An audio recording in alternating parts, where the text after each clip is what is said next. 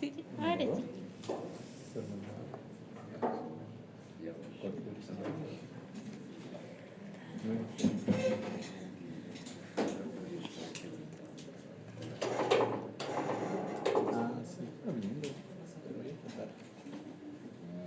Bueno, buenas tardes. Buenas tardes, doctor. Bueno, hoy día vamos a hablar acerca de lo que es la patología inflamatoria del oído externo y del oído medio. En realidad, vamos a ver primero sobre qué es la patología del oído medio. Aquí vamos a ver que son varias entidades que van a tocar esto, ¿no? Van a estar dentro de esto, ¿no? Está la otitis media con derrame, el síndrome de la trompa insuficiente, la otitis media aguda, la otitis media del lactante, la mastoiditis y la otitis media crónica. De todos estos, lo que más me interesa que ustedes sepan es la otitis media aguda. ¿Por qué? Porque eso ustedes como médicos generales deben saberlo manejar. No hay dónde perderse, o sea, no es de que ustedes, cuando ya sean médicos, venga un paciente con dolor, diagnostique la otitis media aguda y diga no, que vaya donde un especialista, porque si no ustedes se están dedicando a qué, a qué, no están estudiando para ser referenciólogos, ¿no? Para tratar patologías, ¿no?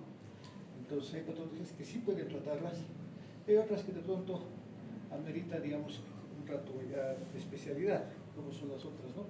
Porque esta tiene que operarse, esta muchas veces tiene que recibir hospitalización, cirugía o tratamiento médico, ¿no? Igual es tratamiento quirúrgico, ¿no? Entonces eso es bien importante, ¿no? Vamos a hablar de la otitis media con derrame, los factores predisponentes, ¿no? El paladar hendido, hay gente que nace con su paladar con una insuficiencia, con una malformación, trastornos autoinmunes, la alergia puede ser también, otros trastornos autoinmunes, por ejemplo, pueden ser enfermedades como el lupus, presencia de tumores en la rinofaringe o una hipertrofia de los adenoides. Todas estas pueden llevar a una otitis media. En general, para todas las otitis medias son factores más o menos similares, ¿no? Tiene que haber algún tipo de alteración que condicione esto dentro de los factores predisponentes. ¿Qué es lo que va a suceder? Para que entendamos la fisiopatología. Cuando hay patología en el oído medio, entonces tiene que estar pasando algo con la trompa de Eustaquio. ¿Ya? Primero, lo que tiene que meterse en la cabeza es de que tiene que estar pasando realmente alguna cosa con la trompa de Eustaquio que está condicionando de que haya patología. Ustedes están en quinto año de medicina, yo me imagino que han llevado algunos de ustedes cirugía, otros han llevado urología, otros han llevado oftalmología y demás cosas. Y se van a dar cuenta que en todas las patologías que tienen conductos, si se obstruye algún conducto, patología detrás de eso. Hablamos de la vía urinaria, por ejemplo, una hipertrofia ortostática, patología detrás de eso. Vamos a hablar, digamos, de en oftalmología que se obstruye una de las glándulas, vamos a tener usuales, ¿no ve? Entonces, es así, o si se nos obstruye la vía lagrimal, patología. ¿Sí? Lo mismo es con el oído. Se nos obstruye la trompa de Eustaquio, ya tenemos patología. ¿No? Se nos obstruyen los senos paranasales, los orificios de drenajes, tenemos sinusitis. ¿Sí? Entonces, eso es importante que considere. Tiene que haber mucha permeabilidad en esto. Dentro de las manifestaciones clínicas de la otitis media con derrame, generalmente son cuadros que pueden ser asintomáticos. A veces lo que pasa con el paciente, o sea, lo que uno puede pensar en una otitis media con derrame es que el dolor, no, estas generalmente son silentes y se caracterizan, ¿por qué? Porque lo que siente el paciente, digamos, una sensación de presión en el oído, siente que no escucha bien, ¿no? Entonces consulta. Y cuando vamos a revisarlo, hacemos la otoscopía y ¿qué es lo que nos vamos a encontrar? Que el tímpano puede estar retraído, puede haber no se llega a ver, puede haber una mayor congestión en los vasos sin que estén rojos, ¿no? Solamente un poquito aumenta la congestión. Y lo que vamos a encontrar son burbujas, porque la membrana timpánica es relativamente transparente. Entonces, cuando está con líquido, comienzan a formarse las burbujas, ¿no? Estas burbujas, ¿no? Entonces, esas burbujas, más un cuadro asintomático, que solamente viene con hipoacusia, que es de larga evolución, que es de una semana, 2 semanas, un mes. Entonces, ¿Qué nos dice? Que es una otitis, es un oído medio que tiene líquido adentro y que no está causando patología, entre comillas, porque no está causando dolor, pero está causando esas molestias, ¿no? La sensación de presión. Pues estamos frente a una hipoacusia de tipo conductivo. Este líquido de dónde sale de la presión negativa, que se va a formar y va a formar un trasudado, si llega a ser un líquido inflamatorio, ¿no? Entonces puede darse el caso. El diagnóstico, ya les he explicado ahorita, todo lo que tenemos es clínico. Métanse en la cabeza, si han estado en la anterior clase conmigo, nosotros tenemos que aprender a hacer diagnósticos clínicos. Para eso es que ustedes han estudiado estos 5 años. El diagnóstico no se hace mucho en base a laboratorios. Agarran a los pacientes y vienen y les tiran la radiografía, esto vengo, doctor, tengo sinusitis. No, ustedes tienen que establecer su diagnóstico.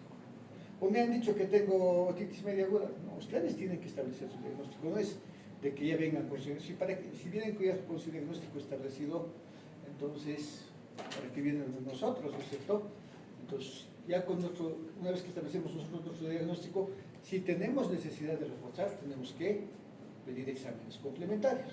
Y dentro de los exámenes complementarios podemos pedir una audiometría que nos va a mostrar, esta es una curva audiométrica normal, y nos va a mostrar una hipoacusia de tipo conductivo.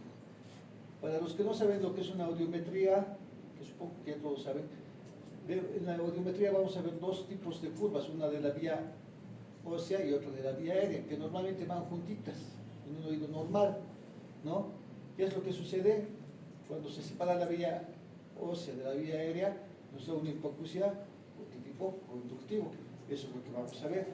Y si vamos a ver una curva timpanométrica, que es la que nos va a decir si es que la membrana timpánica se está moviendo mucho, está moviendo poco, si es que está perforada, no está perforada, vamos a ver una curva de este tipo, ¿no?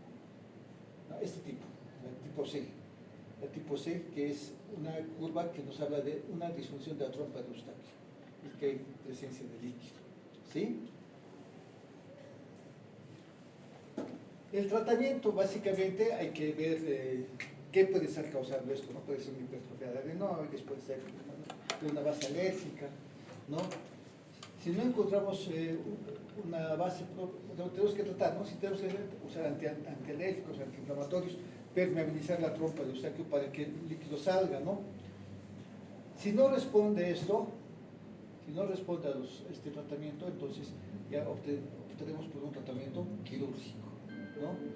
El tratamiento quirúrgico consiste en la colocación de unos tubitos a través de la ventana que se llaman tubos de ventilación, y con eso logramos que se permeabilice y que se vaya volviendo a la normalidad. Otra forma de controlar esto es hacer ejercicios al paciente a través del uso de unos globos de autoinsuflación tubárica. ¿Qué es lo que hacemos con eso? Aquí se colocan los globos en la nariz, se inflan globos y se va insuflando, ¿no? Entonces esos globos de autoinsuflación nos ayudan también. Y en algunos casos se puede hacer una meningocentesis, pero de pronto la meningocentesis no es totalmente resolutiva. Tal vez la mejor alternativa es el tubo de ventilación, ¿no? Dentro de las complicaciones, si es que este líquido se mantiene dentro del oído, ¿qué es lo que va a pasar? Va a comenzar a organizarse. Comienza a organizarse y va a generar, ¿qué? Una cicatriz, ¿no? Entonces va a producir un proceso adhesivo cicatrizado. Como es líquido y puede tener componentes celulares, puede formar un granuloma de colesterol, o finalmente llegar, como es adhesivo cicatrizado, puede volverse dura toda la mucosa, puede abarcar toda la mucosa y llegar a un proceso de tímpanoesclerosis, ¿no? Entonces es importante que lo podamos identificar en algún momento, y si lo identificamos, si se nos presenta alguna vez, entonces lo que nosotros tenemos que hacer, lo que corresponde que hagan, es referirlo al paciente para que sea valorado por el paciente, porque ustedes no lo van a poder resolver. De pronto puede ser un tratamiento unas 2 o 3 semanas, pensando, digamos, de que con antihistamínicos, con corticoides pueda ceder, pero si no cede, referencia. ¿Sí? Hay otra patología que se llama el síndrome de la trompa insuficiente. También se llama trompa patulosa o patulosis tubárica. Este término patulosis o patulosa se refiere a abierto. Eso quiere decir patulosa, ¿ya? Entonces, ¿qué es lo que sucede con este tipo de pacientes? Ya lo he dicho, la trompa se mantiene abierta todo el tiempo. La trompa de Eustaquio debería abrirse y cerrarse, abrirse y cerrarse. Pero en estos casos no se cierra, se mantiene abierta. Y como se mantiene abierta, ¿qué es lo que va a suceder? Que el paciente va a tener dos molestias, básicamente, la autofonía y la timpanofonía. Una es que todo el tiempo va a estar escuchando su voz, ahí adentro. A ver, tápense el oído así, van a comenzar a escucharse su voz, tápense en el trago, y a ver, todo el tiempo estarían, hablen, hola, hola, digan, que todo el tiempo estén escuchando su voz, esa es la autofonía. Y otra es que si se tapan sus oídos, van a estar escuchando sus movimientos respiratorios. Imagínense todo el tiempo están en eso, esto es una tortura. Entonces, es la autopercepción de la voz y de los movimientos respiratorios, autofonía y timpanofonía, ¿no? Eso es lo que caracteriza este tipo de cuadro. Entonces, lo que les decía, la trompa de Eustaquio está cerrada y solo se abre con la deglución y con las maniobras de Valsalva. O sea, cada vez que tragamos saliva, entonces se abre la trompa de Eustaquio. Entonces, o cuando forzamos, digamos, agarramos y hacemos que se inflan nuestros tímpanos, entonces estamos en una maniobra de Valsalva. Hay otra maniobra que se llama de Toynbee también, que nos sirve cuando estamos con la nariz tapada, tragamos así la saliva, en la deglución igual se abre. Esa es la maniobra de Toynbee, ¿no? Entonces, ¿por qué se causa este problema de la trompa de Eustaquio? Entonces, hay una insuficiencia del mecanismo del cierre tubárico. ¿Qué ha podido pasar? Atrofia de los músculos nasofaringeos. Generalmente está asociada a patologías que son muy severas, ¿no? Que van a debilitar mucho al paciente, ¿no? Por ejemplo, accidente vascular cerebral, el Parkinson, la poliomielitis, que son enfermedades muy terribles. Recién ¿ustedes han visto esa película Volver al Futuro? Michael Fox, ¿no? Michael Z. Fox, el artista. Sí. Y él ha visto con Parkinson, y hace años que está con Parkinson, está totalmente deteriorado desde sus 29 años, ¿no? Entonces son enfermedades totalmente deteriorantes, entonces puede darse en este caso porque se atrofian los músculos nasofaringeos. Cuando nosotros bajamos mucho de peso, puede haber una atrofia del tejido graso tubárico, peritubárico. Esta se conoce como grasa de Ostman, que nosotros tenemos alrededor de la trompa de Eustaquio, ¿no? Entonces, eso también nos puede dar lugar a una trompa insuficiente, alteraciones hormonales de uso de anticonceptivos, adelgazamiento, y en algunos casos poca neumatización de la membrana timpánica. Algunos autores también mencionan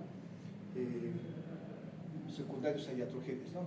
Durante la cirugía de adenoides a veces la metemos nomás como el ego y le metemos con mucha fuerza, con todo lo que sea, lo abonamos, nos puede dar esas situaciones, ¿no? El diagnóstico siempre va a ser clínico, anamnesis, examen físico, ¿no? Con lo que hemos mencionado hace un momento, la autofonía, la hipoacusia, o escuchar nuestra voz, ¿no?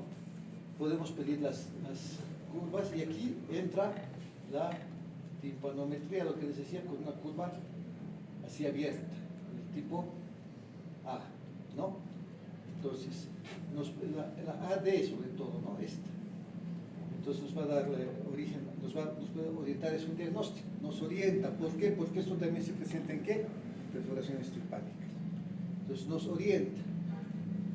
El gol estándar es hacer una endoscopía, agarrar y mirar, esto normalmente está cerrado, ¿no? Aquí está la trompa de Eustaquio, y si todo el tiempo lo vamos viendo abierta, entonces estamos frente a una trompa de Eustaquio insuficiente o abierta. La tomografía también nos permite, miren, comparando este lado con este otro lado, vemos cómo llega hasta el oído medio y esto está comunicado con la trompa de Eustaquio insuficiente. La resonancia magnética nos es útil, ¿no?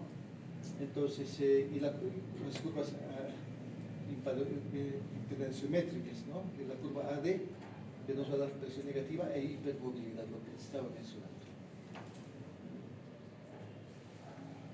El tratamiento, hay un manejo conservador, un manejo intervencionista y los métodos quirúrgicos, y un manejo quirúrgico.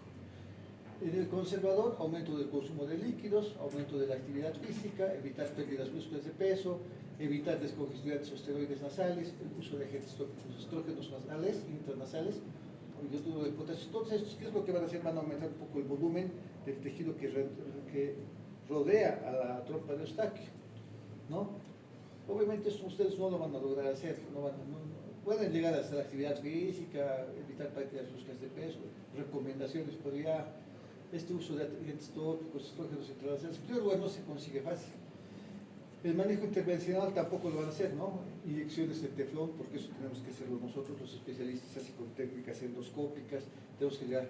Se pueden infiltrar elementos físicos o químicos, inyección de toxina botulínica, todos estos nos ayudan, ¿no? Para mantener cerrada.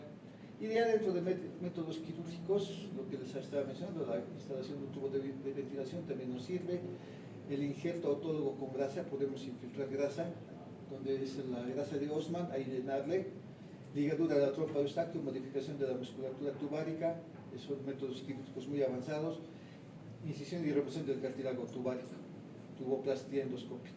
Son términos que, para ser sincero, a mí no me gusta mucho la parte de oído, no me ha gustado nunca operar, entonces esa parte de oído, que nunca las he visto y tampoco he visto a nadie que haga, pero eso dice la literatura, tienen que saber eso, ¿sí? Dentro de lo que es la otitis media aguda, esto sí que nos interesa, ¿no? Tenemos que saber definir en primer lugar qué es una otitis media aguda, es la inflamación de la mucosa del oído medio, con un tiempo máximo de 3 semanas, y además que debe ser identificable por medios clínicos, ¿no? Entonces, aquí tenemos todo lo que es la evolución de la otitis media aguda. Normalmente una membrana timpánica debería ser así, transparente, como una perlita, debería verse muy bien, ¿no? En muchos casos vemos con niveles de pus, podemos ver roja, abombada, igual con mucho pus, ¿no? Entonces, esto se ve, por si acaso, a la otoscopía se puede ver, no es teoría solamente. Ustedes cuando tengan la oportunidad de hacer sus rotes, a ver si se consiguen los otoscopios eléctricos para que ustedes mismos vean, o vean entre ustedes los tímpanos, porque les va a servir. ¿Quién ha rotado conmigo? Tú, ¿no? Ustedes han visto, han tenido la oportunidad de ver tímpanos en rotes. Tienen que ver los tímpanos, es importante que vean los tímpanos. Yo les exijo mucho que vean la parte de los tímpanos, Factores predisponentes. En la otitis media aguda, el principal factor es la edad. Es más frecuente en niños, ¿no? Es más frecuente en niños. Y más frecuente en niños, ¿por qué? Por esto. Porque la trompa es más corta, más ancha y más horizontal. En cambio, en el adulto es más larga, más oblicua y es más estrecha. Entonces, ¿qué es lo que sucede? Que eso de alguna forma es una barrera para que los gérmenes que vienen desde la rinofaringe, entonces, lleguen, ¿no? El estado nutricional, obviamente. No vamos a hablar de que un niño sano, rebosante de salud, bien alimentado, va a estar menos expuesto que un paciente que está con sus defensas por los pisos, ¿no? Entonces, lastimosamente es eso. Los cambios de clima igual. Entonces, siempre,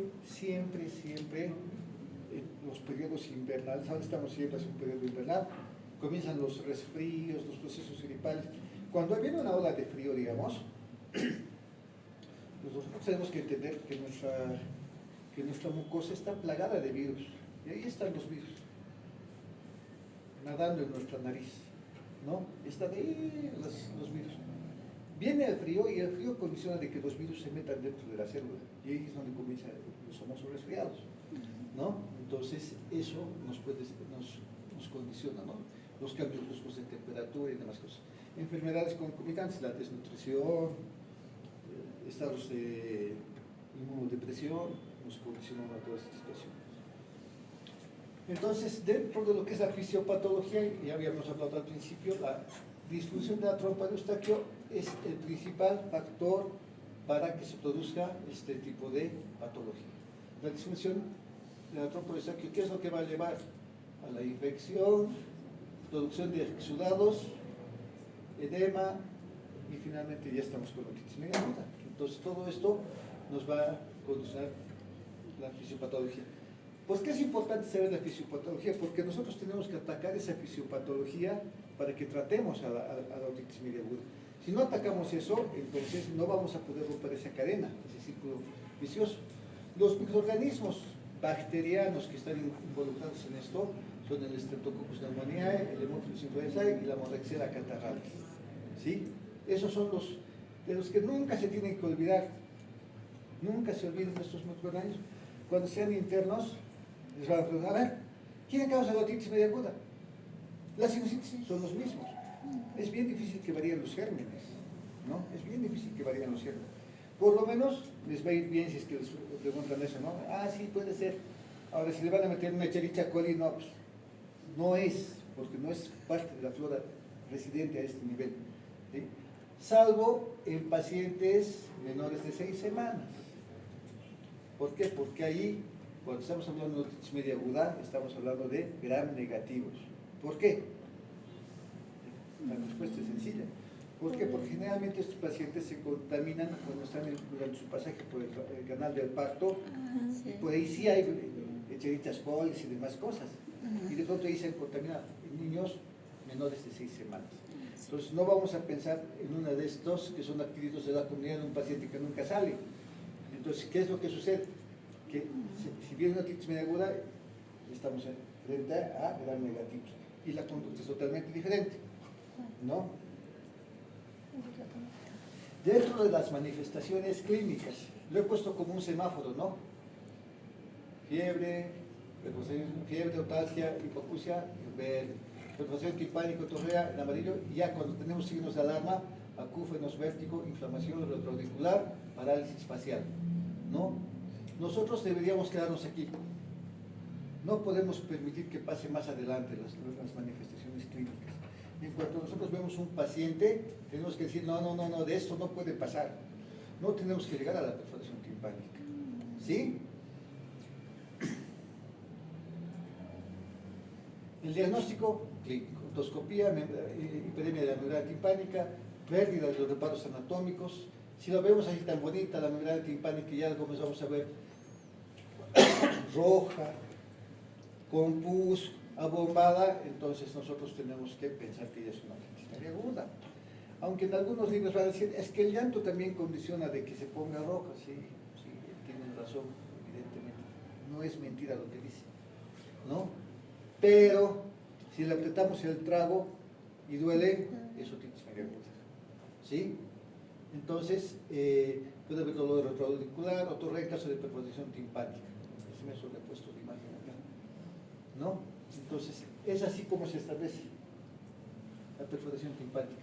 Vamos a reconocer estas fases en la otitis media aguda: una fase de hiperemia, de exudación, de supuración, de coalescencia y resolución, ¿no? En la fase de hiperemia, la membrana timpánica está roja. Posiblemente tenga cierto grado de trasudado de líquido. Trasudado. El trasudado no tiene contenido de proteínas, no tiene nada, ¿no? Es un trasudado, porque se está llenando, porque como hay presión negativa va a comenzar a salir el líquido, extravasarse, ¿no? Después este líquido se va a volver un exudado inflamatorio, porque ya hay contaminación, y sigue el exudado y se va a volver pus por la contaminación bacteriana. Entonces, en estos tres, o sea, vemos el pus aquí dentro, todavía no está perforada la membrana timpánica. Todavía no está. Pero este es el límite. Este es el límite. ¿Por qué? Porque si sigue supurando, si sigue formándose pus, es como inflar un globo. En carnavales inflamos un globo y tiene su límite, ¿no es cierto? Y si seguimos dándole agua, revienta. Como no puede reventar los huesos, como no puede reventar la trompa de Eustaquio porque está tapada, ¿por dónde va a buscar la salida? A través de la membrana timpánica, o se va a ir hacia la mastoides, generando una mastoiditis, y finalmente ya tenemos un paciente con una otitis media supurada, ya tiene otorrea, o ya tiene una mastoiditis, que es una complicación. Y finalmente viene la fase de resolución.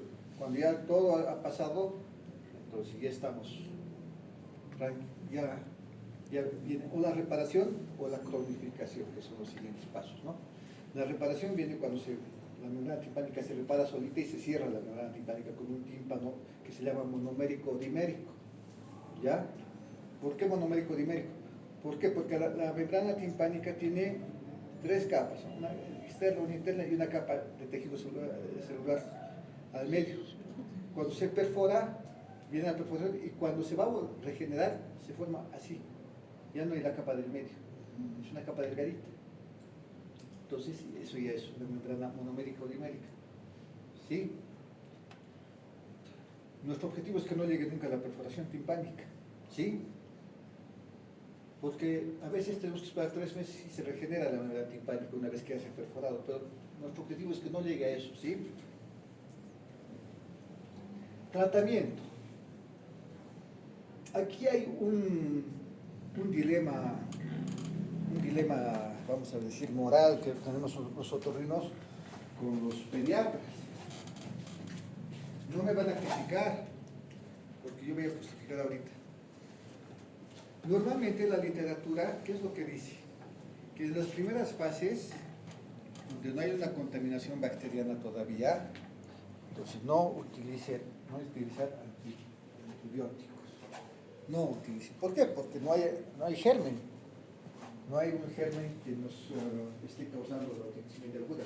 Porque muchas veces en las primeras fases es viral. Es un resfrío que se está complicando porque ha demasiado la trompa de Eustaquio y en las primeras fases es viral. Por eso es que en la primera fase el líquido puede ser transparente y demás cosas. Entonces ahí usamos el tratamiento adjuvante que puede ser descongestionantes locales o sistémicos. Ejemplo, la pseudoefedrina, antihistamínicos, clorferinamina, cetiricina, lo que ustedes quieran. Corticoides locales o sistémicos podemos utilizar. Podemos hacer maniobras de Valsalva e inclusive podemos llegar a hacer una meningocetesis si estamos viendo el líquido y bueno, va a calmar el dolor, ¿no? Pero yo siempre pongo el ejemplo de he tenido la oportunidad de estar con 2 amigos, colegas, pediatras, y que tenían la duda si le iniciaban o no le iniciaban su tratamiento a su hijo. ¿Qué hacemos? Lo llamaremos a Cristian, ¿no? A mí, ¿no? Me llaman y me lo ponen a su hijo, tú decides, ¿no? Entonces, ¿qué es lo que yo he hecho? Les he mostrado, les he dicho, ¿saben qué? Si fuera mi hijo, yo le inicio antibióticos. Porque el día que se perfore, vamos a estar, quema acá, se ha perforado el tímpano, ¿y ahora qué vamos a hacer? Ojalá que se cierre, si no tenemos que operarlo. ¿Lo ven? Porque dicen, ¿no? Uso irracional de medicamentos, ¿no? Y ustedes, como le digo, cuando ustedes, hay 2 especialidades que son muy tajantes con el uso de las normas. Una son los pediatras y otros son los internistas. No se debe utilizar, no.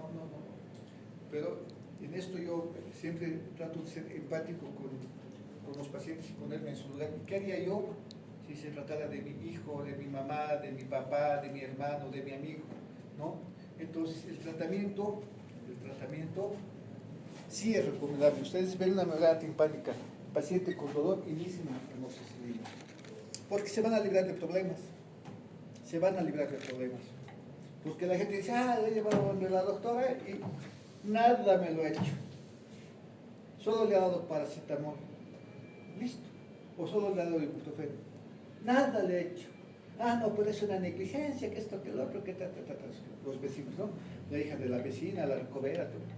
Negligente, mala praxis, ¿no? Entonces, inicien nomás antibiótico-terapia, ¿sí? Porque así vamos a ver que no haya complicaciones.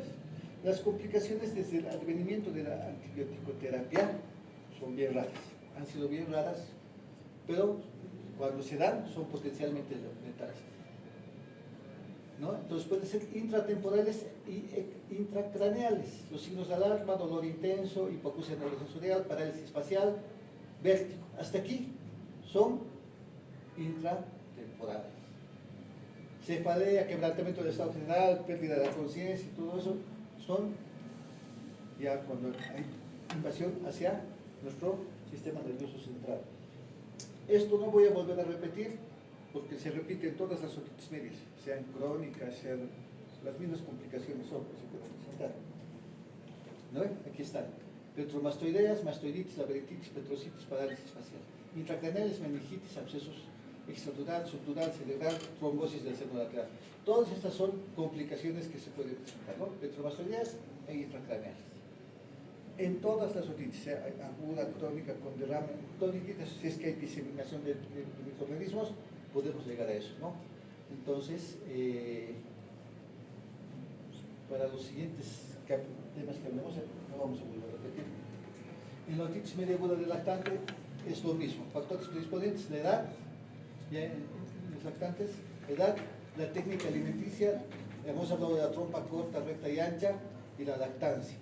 Aquí, un entre comillas o entre paréntesis de la lactancia. La lactancia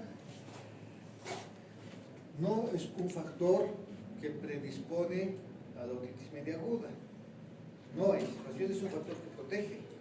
Pero aquí lo ponemos porque hay una mala técnica alimentaria. ¿Sí? ¿Por qué? Porque nosotros en nuestra cultura estamos acostumbrados a agarrar a la guagua, a hacerle echar y le damos la teta y listo, que está ahí lactando. ¿Y qué puede pasar? Que la leche se entra a la trompa de Eustaquio y nos puede ser un factor predisponente. En otras culturas, si ustedes van a ver a los japoneses, por ejemplo, agarran, que tienen muy baja incidencia de otitis media aguda, lo sientan aquí a la guagua, protegen las caderas, porque con eso la guagua está sentadita y todo el tiempo con sus caderas están abiertas, entonces se va formando sus caderitas, ¿no?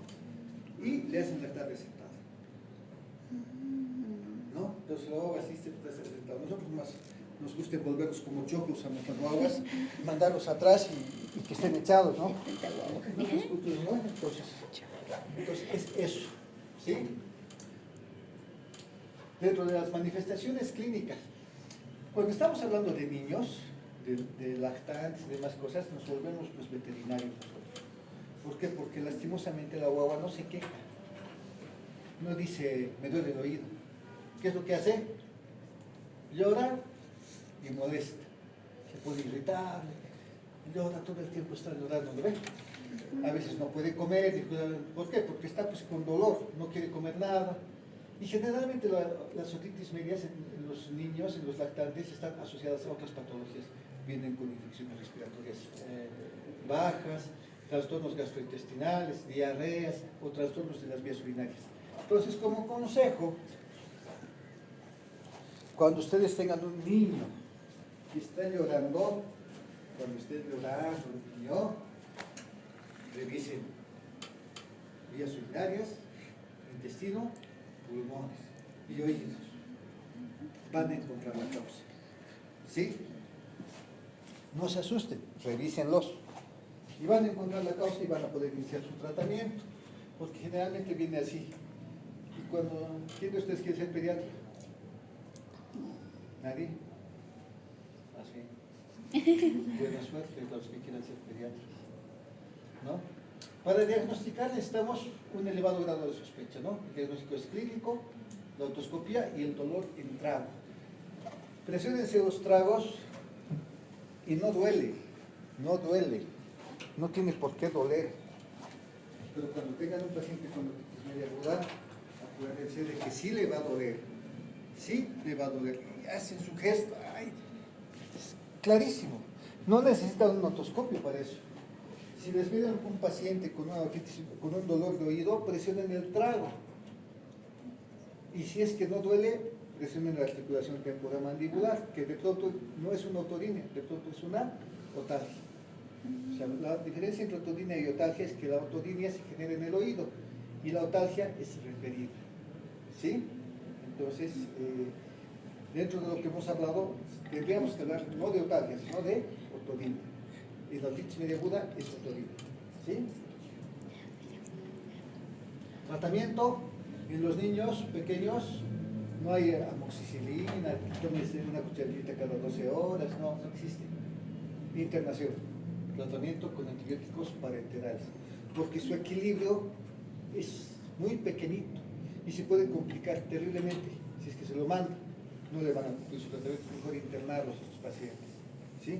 En su caso, si digamos usted se encuentra con un paciente de esas características, referencia. ¿Sí? ¿Por qué? Porque si no, van a tener problemas. Las complicaciones no las tocamos. Otra es la mastoiditis. Ya la mastoiditis es una complicación tardía. Habíamos hablado de la fase de coalescencia. ¿Qué es lo que ha pasado? Que el pus o el pus estaba ahí localizado en el oído medio y ha ido hacia la mastoides. Ha llegado hasta la mastoides.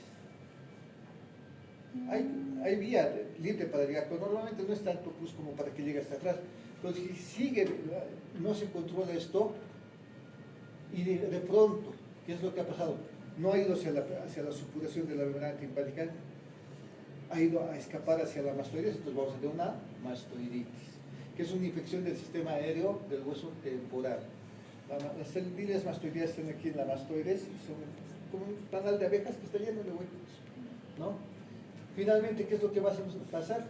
Se va a exteriorizar y va a formar un absceso superióstico en la cortical mastoidea. En estos casos ya tenemos una complicación, ¿no? Vamos a tener un paciente con un síndrome tóxico infeccioso, va a haber supuración, a veces viene con la supuración del oído, con otorrea, dolor en mastoides, una tumefacción retroauricular y a veces esto baja hasta aquí abajo y va a haber una tumefacción laterocervical que se conoce como absceso de Bezold, ¿sí? Entonces es una de las complicaciones, una de las manifestaciones de la mastoiditis. El diagnóstico clínico, para confirmar una mastoiditis necesitamos una tomografía. La tomografía nos sirve, ¿sí? Vamos a ver lesiones líticas óseas en la mastoides, vamos a ver que hay diferencia, ¿no? Y aquí estoy ocupado más una bola aquí que tenemos, entonces ya tenemos, ¿no? Si es que no se ha llegado a perforar la membrana timpánica, entonces tendremos que hacer un cultivo por lingotomía. Y si se ha perforado, bueno, pues hay que hacer el cultivo para ver a qué germen corresponde. El tratamiento de la mastoiditis no es con amoxicilina, tenemos que hacer con terapia endovenosa en internación, de pronto tenemos que usar otro tipo de antibióticos, ¿no? Cefalosporinas, dependiendo del germen, ¿no? Pero podemos iniciar con cefalosporinas de tercera generación. El tratamiento es quirúrgico en algunos casos, es bien raro, ¿no? Pero cuando se presenta, a veces tenemos que drenar esto, ¿no? Si vemos la colección de pus acá, entonces lo que corresponde es cortar, drenar e iniciar el tratamiento. Y si con eso no mejora, entonces podemos llegar hasta la mastoidectomía. ¿En qué consiste la mastoidectomía? Agarramos, se lo pela la oreja desde aquí, así es fácil, llegamos hasta el hueso y después, como los odontólogos, como fresas, como hacen los dientecitos, lo mismo se agarra y se comienza a perforar el hueso hasta llegar a las semillas mastoideas y de ahí se limpia, ¿sí? Una mastoidectomía, se va limpiando, se va fresando poco a poco la célula, obviamente secando el pus y demás cosas. Y ahora, para hablar de la otitis media crónica, es la inflamación crónica del oído medio sin tendencia a la cura. ¿Qué ha pasado? Que se ha perforado el tímpano y no se ha regenerado la membrana timpánica. Solo con eso ustedes ya tienen el diagnóstico. O sea, el hecho de que ustedes hagan una otoscopía y vean un tímpano perforado, estamos frente a una secuela otorreica, no supurada. Y la otra sería dentro de la clasificación, la activa o supurada y las secuelas otorreicas que no son supuradas. Entonces, en ambos casos estamos hablando de una otitis media crónica. Ver la membrana timpánica perforada, salvo que sea un antecedente traumático, ¿no? Porque también puede ser ese caso, ¿no? De que le hayan dado un sopapo y se haya perforado la membrana timpánica y no se haya regenerado, ¿no? Pero siempre se va a activar por medios externos. Si le entra agua al oído, pus, ¿no? Si se resfría, puede ser pus, ¿no? Entonces, es una otitis media crónica supurada. Eso es lo que tienen que saber de esto, de las otitis medias crónicas supuradas.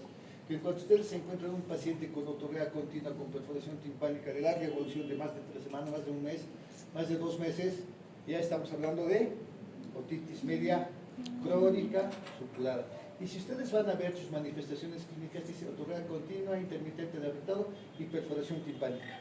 ¿Leen otalgia, otodinia? No hay. ¿Por qué no hay? Porque el dolor en la otitis media se produce por la distensión de la membrana timpánica. Y si está perforado, Ya no hay distensión. Entonces, sus manifestaciones clínicas no existe el dolor, por si acaso. ¿Sí? Puede estar todo el tiempo lleno de pus. Sí, pero así simplemente se agrega la pus, no escucho, ¿no? Hay de hipoacusia, baja un 20-30% la audición, pero no hay dolor. ¿Sí? Los factores predisponentes: edad, enfermedades de la vía aérea superior, obstrucción nasal, problemas alérgicos, desvíos de tabique, tumores que pueden condicionar obstrucción de caulon, entre más cosas, lesiones benignas de la faringe, adenoides, tumores benignos igual, neoplasias malignas, neoplasias benignas, angiofilomas o malformaciones craneofaciales. Ejemplo, paciente con síndrome de Down tiene malformaciones craneofaciales y son pacientes que siempre tienen otitis media crónica. Porque si se dan cuenta, dentro de las manifestaciones clínicas del síndrome de Down es la implantación de los pabellones auriculares, ¿lo ven? Entonces, fisiopatología, lo mismo, disfunción tubárica. Esto, no se tienen que olvidar: derrame hipertrofocosa, producción de moco. Entonces ya tenemos una otitis media crónica. Lo que más me interesa de todo esto es que ustedes sepan que el problema está en la trompa de Eustaquia. Hemos dicho que no vamos a tocar ese tema. Tratamiento: la otitis media crónica supura, siempre supura, y el tratamiento es quirúrgico. La otitis media crónica no se cura, supura. ¿Sí? Una vez que llega a otitis media crónica, es por siempre otitis media crónica, aunque se opere y demás cosas. ¿Sí?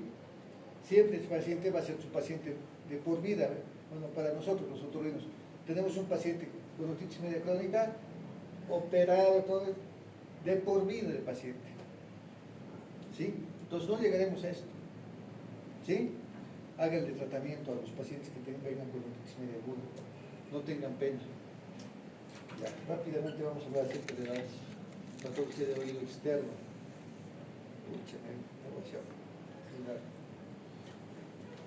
El oído externo, porque está expuesto, está sometido pues, a muchos riesgos, ¿no? Está sometido a la intemperie, a las radiaciones solares, tiene una piel más delgada, en muchos casos no tiene subdermis. Si ustedes ven las características de sus orejas, no tienen pues grasa, ¿no? Ahora viene el óvulo, sí, pero después no. Entonces todo, ¿no? Entonces, ¿qué es lo que sucede? Y además que es un lugar oscuro, su pH eso cambia, la humedad y el pH van cambiando y la oscuridad. Nunca le llega un rayo de sol ahí, entonces puede mantenerse húmedo. Entonces, eso condiciona, ¿no?, aquella patologías en algunos casos, ¿no? Vamos a mencionar la otitis externa. Es la inflamación del oído externo por infección bacteriana de la piel, del conducto auditivo, con afectación de las partes blandas. Esta es la definición. Se rompe la barrera lipídica a ingreso de gérmenes y proliferación bacteriana. Esta es la parte de la fisiopatología, ¿no? Se rompe la barrera lipídica, ingresan los gérmenes y ya comienza la otitis externa, ¿no? Generalmente es más frecuente esto. Bueno, lo vamos a dividir en dos, la otitis externa. Hay la circunscrita o forunculosa, que para que lo veamos de una manera muy fácil, es un mocho en el conducto auditivo externo. Ahora, parece muy fácil eso, ¿no? Pero es que es doloroso. Que le salga un grano en el conducto auditivo externo es una condición bastante dolorosa, ¿no? Se infecta un folículo piloso y del conducto auditivo externo, y vamos a tener al examen físico un oído con un punto purulento aquí. Hay que iniciar el tratamiento, hay que drenar obviamente ese pus, y como el germen que causa esto es el Streptococcus aureus, ¿no? La clínica: otalgia, otodinia, otoscopía, edema localizado, enrojecimiento cutáneo, hay una pústula. Entonces, lo que hacemos es drenar, antibióticos locales, antibiótico terapia sistémica en caso que sea necesario. En algunos casos podemos acidificar el medio, eso se hace con vinagre, el ácido acético, ¿no? Entonces, con eso podemos acidificar el medio. La otitis externa difusa, tuvo oído del nadador. Entonces, el germen es bien raro, pues. Se estaba hablando de los microorganismos, ¿no? Y un germen que está en el oído en el conducto auditivo externo es pues, pseudomonas. Se llama pseudomonas aeruginosa. Ese es el germen que, aparte de estar el estafilococo, aparte de estar el epidermitis, el estreptococcus epidermitis, está, pues, había estado ahí la pseudomonas como una flora residente en mínima cantidad, pero está, ¿sí? Y esta es la que condiciona, pues, estas patologías del oído externo, ¿sí? Cuando se vuelven más terribles, ¿no? Hay otalgia, otorrea, hipoacusia. ¿Por qué? Porque esto se ha cerrado, se ha inflamado. El conducto auditivo está edematoso y estrecho, pero la membrana timpánica está en buenas condiciones. O sea, si logramos ver la membrana timpánica, está en buenas condiciones, ¿no? Entonces, el tratamiento es antibiótico-terapia, ¿sí? A veces tiene ese punto prolongado.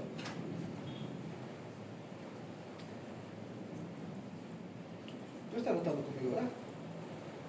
Ahora yo tengo un paciente con esta sospecha de otitis externa intoxicante maligna en mi consultorio en el hospital. ¿Quién está rotando conmigo? ¿Quién le ha hecho la historia clínica? No está. No está, ¿no ven? ¿No? Es bien raro, pero existe la sospecha. Y a todos nos ha puesto en alarma. ¿Por qué? Porque el tratamiento, pues, o sea, puede llegar a esto. Y puede llegar a avanzar a este lado, puede avanzar a este lado, ¿no? Entonces, y tenemos este paciente que es diabético, anciano, y en lo último que ha hablado con su familiar que tiene sospecha de linfoma, de repente es un paciente inmunodeprimido más, ¿no? Entonces, antiguamente la mortalidad de este tipo de pacientes alcanzaba el 50%, pero actualmente desde el uso de los antibióticos y demás cosas, desde la llegada se ha reducido al 10 al 20%. Pero eso no significa que no sea un cuadro en el cual tengamos que cortar esto, sacar esto, cortar la oreja porque sigue avanzando, porque esto se está gangrenando y está avanzando hacia la base del cráneo. ¿Y por dónde avanza la base del cráneo? Por los conductos de Santorini. Entonces, esto es la patogenia, el origen de la patogenia para que esto sea tan maligno, porque va a tomar la base del cráneo y el paciente se puede morir. Entonces, ese es el problema, ¿no? Entonces, puede llegar hasta una trombosis del seno lateral, meningitis, y el germen que causa estas pseudomonas aeruginosa.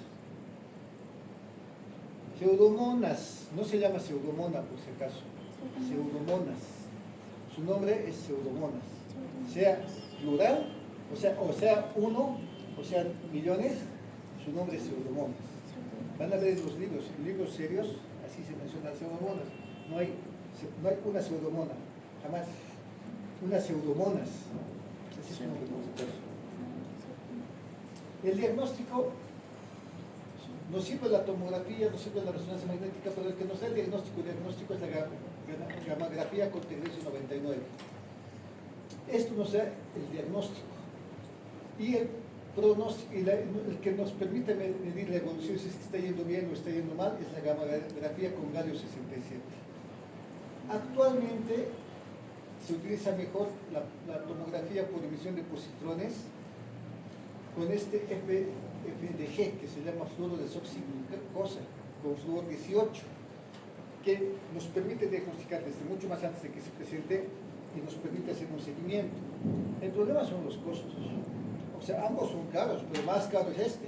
O sea, si este cuesta 1.000 o 1.200, creo que ahora este ha costado 1.200, hemos averiguado estos días, pero este debe costar 4.000, ¿no? Entonces, para establecer el diagnóstico nos sirve la gamografía con Tegnesio 99. Para ver evolución, gamografía con galio 67. ¿Sí? Todos van a medir la actividad metabólica inflamatoria en los tejidos. Así se van viendo las imágenes. Está inflamado y aquí se va, ¿no? Ah, esto es un PET scan y esto es una gamografía, ¿no? Entonces, todo el cuerpo está bien y ahí está iluminándose. ¿Eso qué quiere decir? Que hay una actividad inflamatoria localizada en ese lugar. ¿Sí? El tratamiento es una antibiótico-terapia prolongada. Desde que han llegado precisamente el uso de la ciprofloxacina, la levofloxacina, entonces ha mejorado mucho el pronóstico. Es el germen que nos ayuda a atacar pseudomonas y demás cosas, ¿no? Entonces, ha mejorado mucho el pronóstico. Pero en caso de que no mejore, lo que tenemos que hacer es comenzar a entrar, y eso pues como cuando ustedes tienen traumatología se van a encontrar de pronto que ha comenzado una infección en el dedo, ya comenzó a avanzar y la gangrena avanza, no, pues hay que cortarlo desde la rodilla, hay que amputar. Lo mismo es aquí, hay que hacer un debridamiento amplio para controlar con todo lo que venga con sus deformidades y demás cosas. Entonces, es nomás un cuadro que tenemos que saber controlarlo, ¿no? Y saber diagnosticarlo. Pero en su caso, estoy más básicamente por referencia porque tienen que saber que existe esa posibilidad de que pase, ¿no? Si ven una otitis externa que no se está mejorando, eso se puede tratar con gotas, con antibióticos, o si notan que al tercer día, a la semana no está mejorando, refiéranla, no se lo queden, ¿sí? Esto es lo mismo.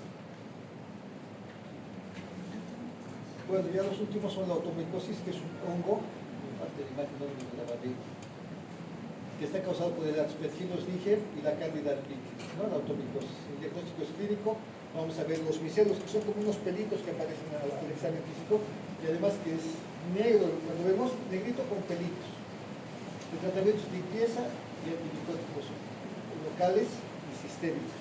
Con eso solucionamos ese problema. Otra patología que se presenta generalmente, y ustedes van a ver estas orejas como de mono, es la pericondritis. Es una infección del espacio supericóndrico. ¿Y qué va a pasar? Va a haber dolor, pérdida de los relieves anatómicos. Entonces, si ven una de estas orejas, es una pericondritis. Generalmente comienza así con un granito, una arete que se ha puesto, un piercing que se ha infectado y ya viene con todos los problemas. Tratamiento, antibiótico-terapia, drenaje si estuviera conexión de pus y vendaje compresivo. Si no hacemos eso, podemos llegar a que se forme hematomas, colecciones de pus y demás cosas y nos va a dar más complicaciones. Otra patología es el otohematoma. Ustedes les va a llegar un paciente que con la necesidad de que le han dado un sopapo, que ha llevado un pelotazo, se ha accidentado, se ha bloqueado la oreja y resulta que se ha hinchado así. Cuando tocan es blando, como si fuera un globito. Es blando como un globito. Entonces estamos frente a un otohematoma. ¿Cuál es el problema de este otohematoma? El cartílago se nutre por indivisión. Y si le quitamos su capa que el pericondrio deja de nutrirse por indivisión, ¿y qué va a pasar? Que se va a necrosar. Esto hay que drenar y aplicar otra vez. Si no lo aplicamos otra vez, se va a ir hacia la perforación y finalmente, ¿qué es lo que va a suceder? Que vamos a tener deformidades en el pabellón auricular. Se drena, antibiótico-terapia y vendaje compresivo. Algunos colegas le colocan con puntos contidos botones que así lo van apretando, cosa que siga continuando, no se pone la completa. ¿Sí? Y bueno, dentro de la patología vamos a ver un poquito de cerumen impactado de la ceruminosis. Y eso tal vez lo que más van a ver. Habla mucho de eso. La recomendación en estos casos es gotas, ustedes también pueden lavar, ¿no? Déjenles gotas de glicerina y lavar con una jeringa. No se puede hacer, ¿no? Pues, ¿han visto lavados de video ustedes? Sí. Entonces, eso. Pero si no pueden, me refiero, porque a veces es difícil de sacar. No pueden hacerlo con hacer lo que la recomendación en este caso es que no lo manipulen y no lo saquen con pins. Ningún cuerpo externo de nariz y de oído se saca con pins. Se saca con lavado o con un instrumento especial que se lo complete. Pero no se saca con pins porque lo van a terminar de perder. ¿Sí?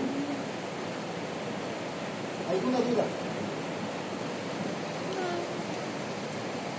Se está cayendo.